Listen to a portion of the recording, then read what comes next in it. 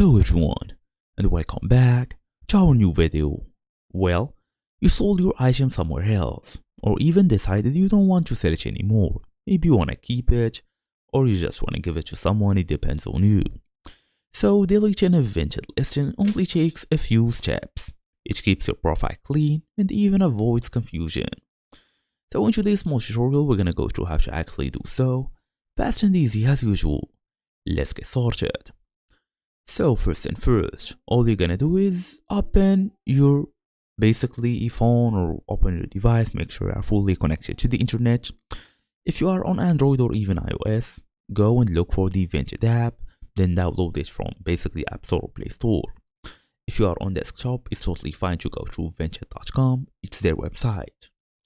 So just tap on this, then it's gonna take you to a new other window where you're gonna go all the way and basically just log in using your email address and password.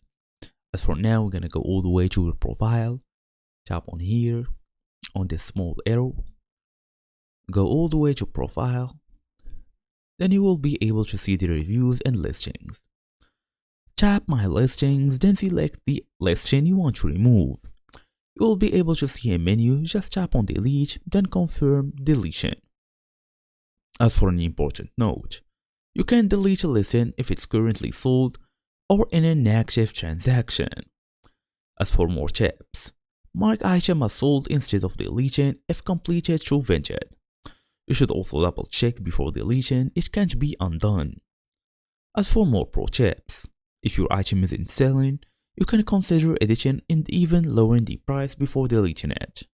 So keep this in mind also.